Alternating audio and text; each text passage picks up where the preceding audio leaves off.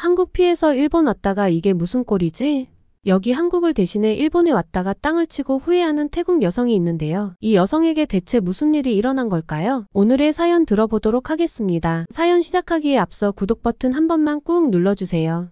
안녕하세요. 저는 태국 방콕에 사는 22살 대학생 수티아예요. 저는 여행을 정말 좋아해서 언젠가 멋진 여행 상품을 만드는 꿈을 가지고 있어요. 인스타그램에 여행 사진을 올리는 것도 제 취미 중 하나죠. 저는 항상 새로운 곳을 여행하는 걸 좋아하고 특히 한국은 제가 가장 가고 싶어 하던 나라였죠. K-팝과 한국 드라마를 좋아하는 저에게 한국은 꿈의 여행지나 다름없었어요. 그래서 이번 방학에는 꼭 한국에 가기로 마음먹었죠. 한국의 서울과 부산에 있을 제 모습을 상상하며 행복한 날들을 보내고 있답니다. 하지만 저희 집은 로쏘 계급이라 형편이 그다지 넉넉하지 않아요. 아시는지 모르겠으나 태국은 아직도 계급이 존재하는 나라예요. 간략히 설명하자면 하이소와 로쏘로 구분되는데요. 하이소는 흔히 알고 있는 일반적인 부유층이 아니라 전통 있는 부자와 권력층을 의미해요. 그리고 저와 같은 로쏘 계급은 그 나머지 서민을 지칭하는 말이죠. 대부분의 부는 하이소 계급에 집중되어 있어서 저희 같은 로쏘 계급은 신분 상승의 기회가 많지 않아요. 그래서 부모님은 제가 여행을 간다고 해도 비용을 지원해 줄 수 없는 상황이죠. 이런 상황 속에서도 저는 한국 여행의 꿈을 포기하고 싶지 않았답니다. 그래서 수업이 끝나는 저녁 시간 카페에서 아르바이트를 하면서 열심히 돈을 모았죠. 제가 일하는 카페에는 한국인 손님들이 많이 찾아온답니다. 카페를 찾은 한국인 손님이 이용 후기를 인스타그램에 올렸는데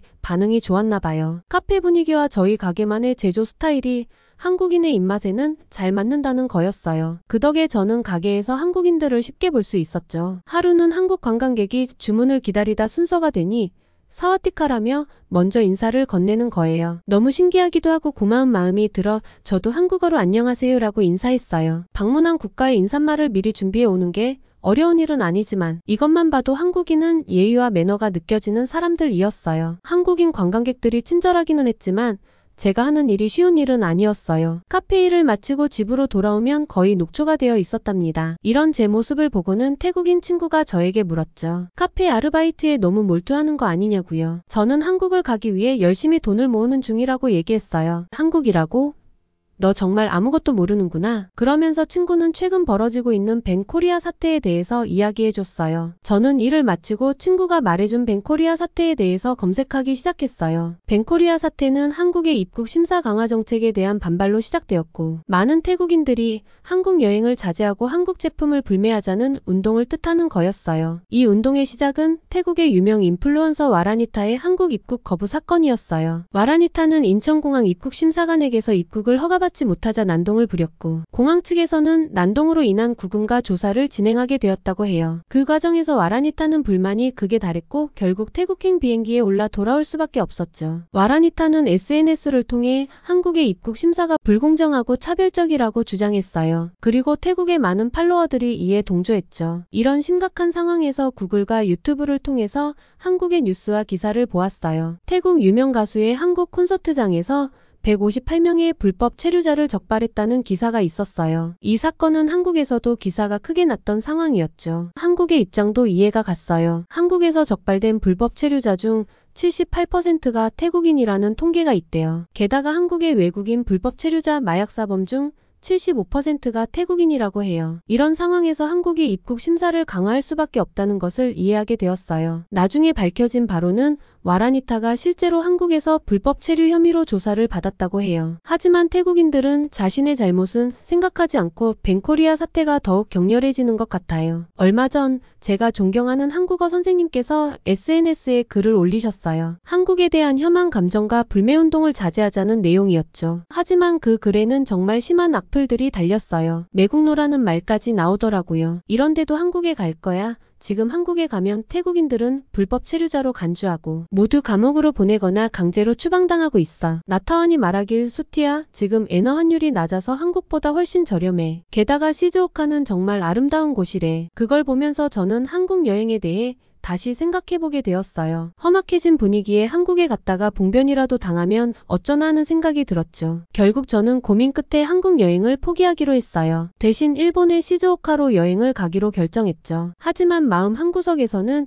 여전히 한국에 가고 싶다는 생각이 있었어요. 그래도 지금 상황에서는 일본 여행이 최선의 선택이라고 생각했죠. 이렇게 저의 여행 계획은 크게 바뀌게 되었어요. 일본 여행을 결정하고 나서 저는 시즈오카에 대해 열심히 찾아봤어요. 시즈오카는 후지산이 보이는 아름다운 도시로 녹차로도 유명하더라고요. 특히 시즈오카역 근처에 승프공원과 후지산 신사가 가볼 만한 곳이라고 해요. 오뎅거리도 빼놓을 수 없는 코스라는 글들이 많았죠. 친구 나타와는 제 결정을 지지해줬어요. 수티야, 너 정말 좋은 선택했어. 일본은 한국보다 더 멋진 나라야. 특히 시즈오카는 자연이 아름답고 음식도 맛있대라며 제가 부럽다고 했죠. 하지만 부모님은 조금 걱정하셨어요. 일본에는 자연재해가 많이 일어난다는데. 그래도 제가 열심히 설득해서 결국 허락을 받았죠. 여행 가방을 싸면서 저는 설레는 마음을 감출 수 없었어요. 카메라, 충전기, 옷과 화장품을 하나하나 챙기면서 일본에서의 멋진 순간들을 상상했죠. 특히 후지산을 배경으로 찍을 사진들을 생각하니 너무 기대됐어요. 출발 전날에 저는 인스타그램에 여행 가방 사진을 올렸어요. 내일이면 일본이다.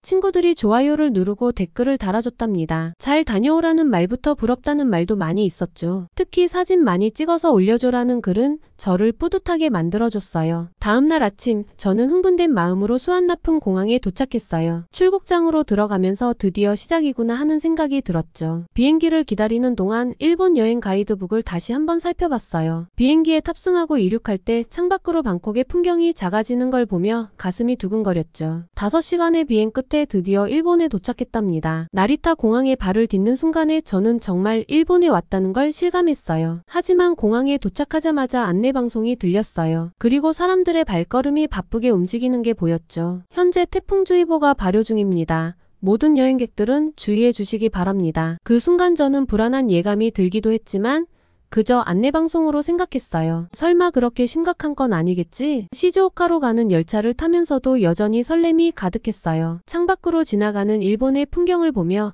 사진도 찍고 동영상도 촬영했죠. 하지만 점점 하늘이 어두워지고 비가 내리기 시작했어요. 시즈오카에 도착했을 때는 이미 비바람이 거세졌어요. 택시를 타고 호텔로 향하는 동안 빗줄기가 점점 거세졌죠. 호텔에 체크인하고 방에 들어가자마자 TV를 켰는데 태풍특보가 나오고 있었어요. 태풍 산산이 예상보다 빠르게 시즈오카에 접근하고 있습니다. 모든 시민과 여행객들은 외출을 자제하고 안전한 곳으로 대피해 주시기 바랍니다. 그 순간 저는 정말 큰 실수를 했다는 생각이 들었어요. 왜 하필 이때 일본에 왔을까 하는 후회가 밀려왔죠. 하지만 이미 일본에 왔으니 어쩔 수 없었어요. 그저 태풍이 빨리 지나가기를 바랄 뿐이었죠. 태풍 산산이 시즈오카에 상륙했다는 뉴스를 보면서 저는 호텔 방 안에서 꼼짝도 못하고 있었어요. 창밖으로는 거세게 흔들리는 나무들과 빗줄기가 보였죠. 바람 소리가 너무 커서 귀를 막고 싶을 정도였어요. 첫날부터 이런 상황이 되니 정말 좌절감이 들었어요. 인스타그램에 올리기 위한 멋진 사진들은 꿈도 꾸지 못하게 됐죠. 대신 호텔방 창문으로 보이는 폭풍 후 영상을 찍어 스토리에 올렸어요. 사진을 올리면서도 너무나 비참한 생각이 들었어요. 부모님도 메시지를 보내시면서 걱정이 한가득이었죠. 친구들이 걱정 가득한 메시지를 보내왔어요. 나타와는 수티야 괜찮아?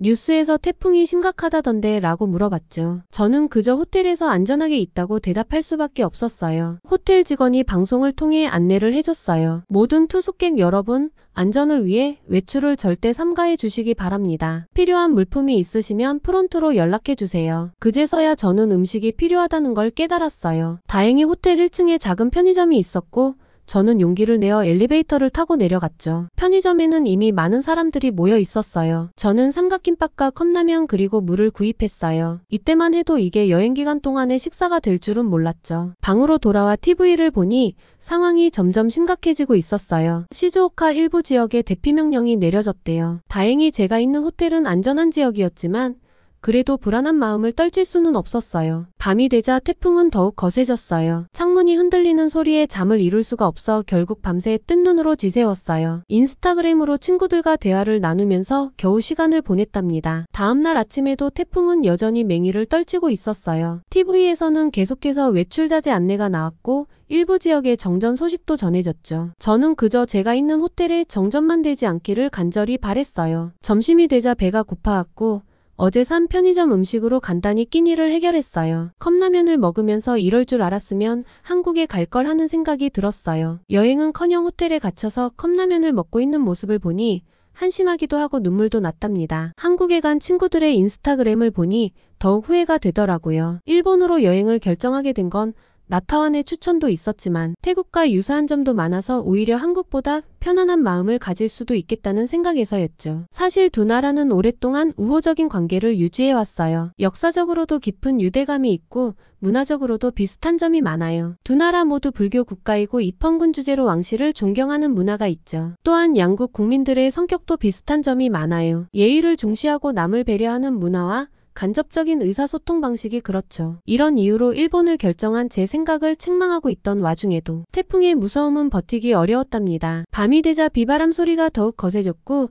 저는 무서워서 견딜 수가 없었어요. 결국 용기를 내어 1층 라운지로 내려갔죠. 라운지에 도착하자 놀라운 광경이 펼쳐졌어요. 저처럼 공포와 불안으로 방에 혼자 있지 못하는 사람들이 꽤 많았던 거예요. 대부분 외국인 관광객이었는데 모두들 지친 표정이었죠. 용기를 내어 옆에 앉은 중국인 부부와 대화를 나눠봤어요. 그들도 저와 같은 상황에 처해 있었답니다. 우리도 일본 여행을 기대하고 거금을 들여서 왔는데 관광도 못하고 정말 실망스럽네요 라고 말했어요. 다른 쪽에서는 젊은 커플이 호텔 직원과 이야기를 나누고 있었어요. 목소리가 점점 높아지는 걸 보니 뭔가 불만이 있는 것 같았어요. 가까이 가서 들어보니 호텔 측에 대응에 항의하고 있었죠. 왜 비상식량은 준비해두지 않은 거죠? 편의점 음식만으로 며칠을 버티라는 건가요? 게다가 태풍이 온다는 안내도 제대로 해주지 않았잖아요. 호텔 직원은 고개를 숙이고 계속 사과만 하고 있었어요. 하지만 실질적인 해결책은 제시하지 못하는 것 같았죠. 이런 모습을 보니 호텔의 위기 대응 능력이 부족하다는 생각이 들었어요. 라운지에 모인 사람들 사이에서 불만의 목소리가 점점 커져갔어요. 어떤 사람은 환불을 요구하고 또 다른 사람은 호텔을 옮겨달라고 요구했죠. 하지만 태풍이 한창인 상황에서 그 어떤 요구사항도 받아들여지기 어려워 보였어요. 항의에도 달라지는 것이 없자 다들 지친 표정으로 각자의 방으로 돌아갔답니다. 다음날 오후가 되자 태풍의 강도가 조금 약해진 것 같았어요. 하지만 여전히 밖에 나갈 수 있는 상황은 아니었죠. 저는 호텔방에서 일본 드라마를 보면서 시간을 보냈어요. 가끔 창밖을 내다보면 횡한거리와 쓰러진 가로수들이 보였죠. 이렇게 호텔에만 갇혀 있으니 점점 답답함이 밀려왔어요. 원래 계획했던 여행 일정들을 하나씩 취소해야 했죠. 후지산 신사박물관, 시즈오카 차 박물관 관람, 그리고 후지산 뷰포인트에서의 사진 촬영 등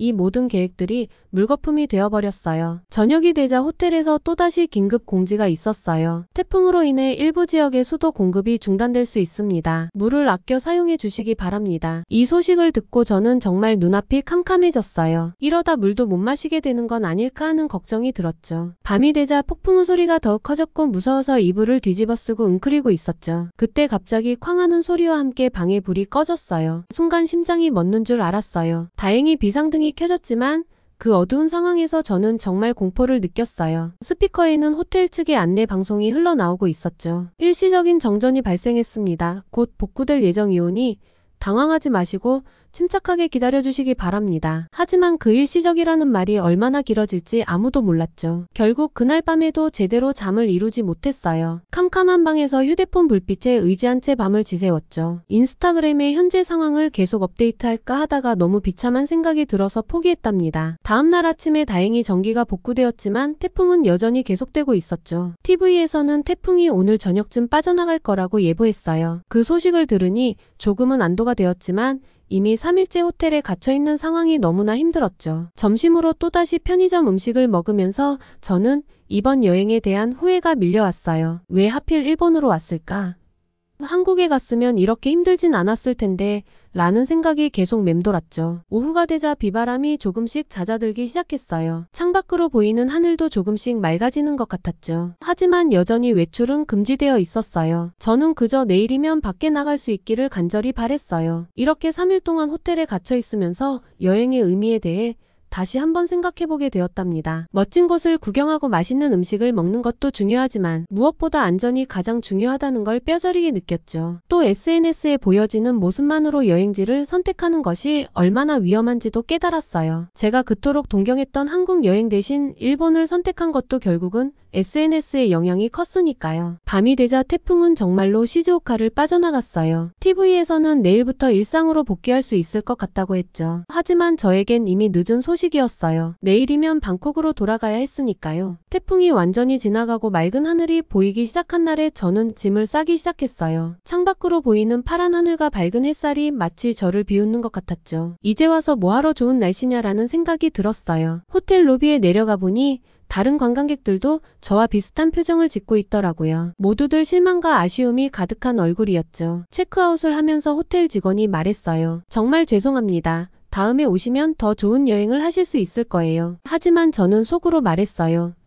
다시는 안 올 거야. 공항에 도착해서 출국 수속을 밟으면서 저는 이번 여행을 정리해봤어요. 5일간의 여행 중 3일을 호텔에 갇혀 있었고 제대로 된 관광은 한 번도 못했죠. 일본 음식도 제대로 맛보지 못했고 후지산은 구경조차 하지 못했어요. 편의점 음식을 먹으면서 3일 동안 호텔에서 공포에 떨었던 생각을 하니 끔찍했답니다. 비행기를 기다리면서 인스타그램을 열어봤는데 한국에 간 친구들의 게시물이 눈에 들어왔어요. 남산타워를 배경으로 한 사진과 한복을 입고 경복궁에서 찍은 사진, 그리고 맛있어 보이는 한국 음식들과 친구의 행복한 모습까지도. 그 사진들을 보니 너무나 부러웠어요. 서울에서의 5일 정말 최고였어.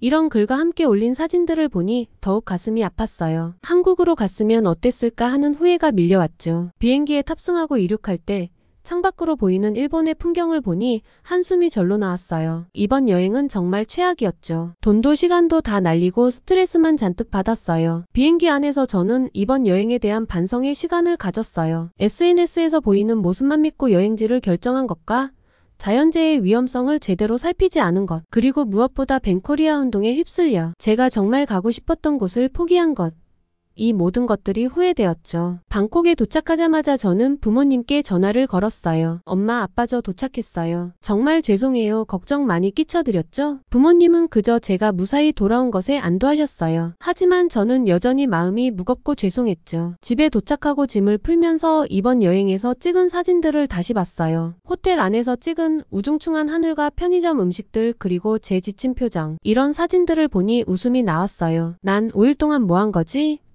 이번 여행으로 저는 여행의 진정한 의미에 대해 많은 것을 깨닫게 되었죠. 여행은 단순히 멋진 곳을 구경하고 맛있는 것을 먹는 것만이 아니라 예상치 못한 상황에서 어떻게 대처하고 그 경험을 통해 성장하는 것이 중요하다는 것을요. 또한 SNS에 보이는 모습만이 전부가 아니라는 것도 알게 되었어요. 모든 사람들이 완벽한 여행만 하는 것은 아니에요. 다만 좋은 모습만 골라서 SNS에 올리는 거죠. 이제부터는 SNS를 바라보는 제 시각도 달라질 것 같아요. 이런 생각들을 바탕으로 저의 꾸민 여행 상품 개발에 대한 아이디어를 짜고 진짜 한국으로의 여행을 계획할 예정이랍니다. SNS와 친구의 말에 흔들리지 않는다면 가능할 것 같아요. 일본으로 여행을 갔다가 태풍으로 인해 제대로 여행도 못하고 돌아온 수티아의 사연 어떠셨나요? 어렵게 모은 돈으로 여행을 계획한 수티아가 크게 좌절했는데요. 다시 용기를 내어 일상으로 돌아가길 바라봅니다. 오늘의 사연이 마음에 드셨다면 구독과 좋아요, 알림 설정 부탁드립니다. 여러분의 구독과 좋아요는 더 좋은 영상을 제작하는 데 큰 힘이 됩니다. 다음에 더 좋은 사연으로 찾아뵙겠습니다. 오늘도 행복한 하루 되세요.